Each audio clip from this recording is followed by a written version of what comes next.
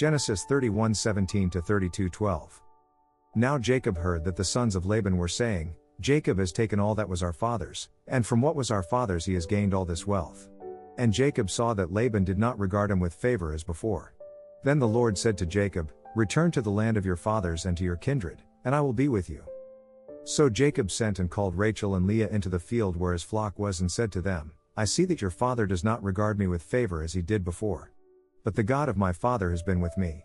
You know that I have served your father with all my strength, yet your father has cheated me and changed my wages 10 times. But God did not permit him to harm me. If he said, The spotted shall be your wages, then all the flock bore spotted, and if he said, The striped shall be your wages, then all the flock bore striped. Thus God has taken away the livestock of your father and given them to me. In the breeding season of the flock I lifted up my eyes and saw in a dream that the goats that mated with the flock were striped, spotted, and mottled. Then the angel of God said to me in the dream, Jacob, and I said, Here I am.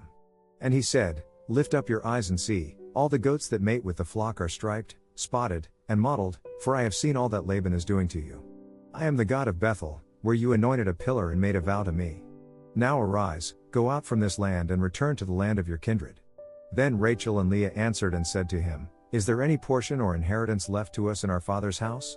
Are we not regarded by him as foreigners? For he has sold us, and he has indeed devoured our money. All the wealth that God has taken away from our father belongs to us and to our children. Now then, whatever God has said to you, do. So Jacob arose and set his sons and his wives on camels. He drove away all his livestock, all his property that he had gained, the livestock in his possession that he had acquired in Paddan Aram, to go to the land of Canaan to his father Isaac. Laban had gone to shear his sheep, and Rachel stole her father's household gods. And Jacob tricked Laban the Aramean, by not telling him that he intended to flee. He fled with all that he had and arose and crossed the Euphrates, and set his face toward the hill country of Gilead. When it was told Laban on the third day that Jacob had fled, he took his kinsman with him and pursued him for 7 days and followed close after him into the hill country of Gilead. But God came to Laban the Aramean in a dream by night and said to him, Be careful not to say anything to Jacob, either good or bad. And Laban overtook Jacob. Now Jacob had pitched his tent in the hill country, and Laban with his kinsmen pitched tents in the hill country of Gilead. And Laban said to Jacob, What have you done, that you have tricked me and driven away my daughters like captives of the sword? Why did you flee secretly and trick me, and did not tell me, so that I might have sent you away with mirth and songs, with tambourine and lyre? And why did you not permit me to kiss my sons and my daughters farewell? Now you have done foolishly. It is in my power to do you harm. But the God of your father spoke to me last night, saying, Be careful not to say anything to Jacob, either good or bad. And now you have gone away because you longed greatly for your father's house, but why did you steal my gods? Jacob answered and said to Laban, Because I was afraid, for I thought that you would take your daughters from me by force. Anyone with whom you find your gods shall not live. In the presence of our kinsmen point out what I have that is yours, and take it. Now Jacob did not know that Rachel had stolen them. So Laban went into Jacob's tent and into Leah's tent and into the tent of the 2 female servants, but he did not find them. And he went out of Leah's tent and entered Rachel's. Now Rachel had taken the household gods and put them in the camel's saddle and sat on them. Laban felt all about the tent, but did not find them. And she said to her father, Let not my lord be angry that I cannot rise before you, for the way of women is upon me. So he searched but did not find the household gods. Then Jacob became angry and berated Laban. Jacob said to Laban, What is my offense? What is my sin, that you have hotly pursued me? For you have felt through all my goods, what have you found of all your household goods? Set it here before my kinsmen and your kinsmen, that they may decide between us two. These 20 years I have been with you. Your ewes and your female goats have not miscarried, and I have not eaten the rams of your flocks. What was torn by wild beasts I did not bring to you. I bore the loss of it myself. From my hand you required it, whether stolen by day or stolen by night. There I was, by day the heat consumed me, and the cold by night, and my sleep fled from my eyes. These 20 years I have been in your house. I served you 14 years for your 2 daughters, and 6 years for your flock, and you have changed my wages 10 times. If the God of my father, the God of Abraham and the fear of Isaac, had not been on my side, surely now you would have sent me away empty-handed. God saw my affliction and the labor of my hands and rebuked you last night. Then Laban answered and said to Jacob, The daughters are my daughters, the children are my children, the flocks are my flocks, and all that you see is mine. But what can I do this day for these my daughters or for their children whom they have borne? Come now, let us make a covenant, you and I, and let it be a witness between you and me. So Jacob took a stone and set it up as a pillar. And Jacob said to his kinsmen, gather stones. And they took stones and made a heap, and they ate there by the heap. Laban called it Jegar-sahadutha, but Jacob called it Gilead. Laban said, this heap is a witness between you and me today. Therefore he named it Gilead, and Mizpah, for he said, the Lord watch between you and me, when we are out of one another's sight. If you oppress my daughters, or if you take wives besides my daughters, although no one is with us, see, God is witness between you and me. Then Laban said to Jacob, see this heap and the pillar, which I have set between you and me. This heap is a witness, and the pillar is a witness, that I will not pass over this heap to you, and you will not pass over this heap and this pillar to me, to do harm.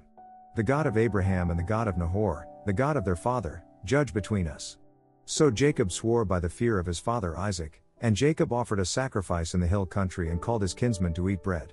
They ate bread and spent the night in the hill country.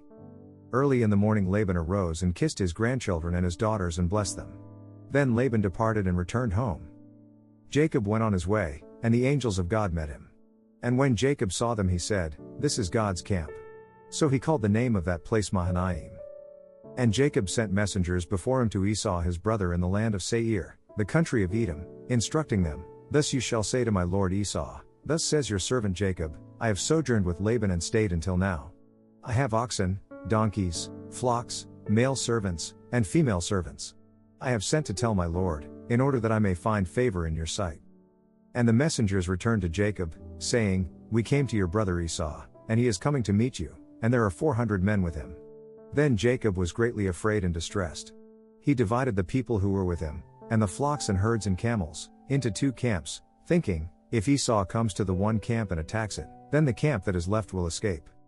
And Jacob said, O God of my father Abraham and God of my father Isaac, O Lord, who said to me, return to your country and to your kindred, that I may do you good, I am not worthy of the least of all the deeds of steadfast love and all the faithfulness that you have shown to your servant, for with only my staff I crossed this Jordan, and now I have become 2 camps.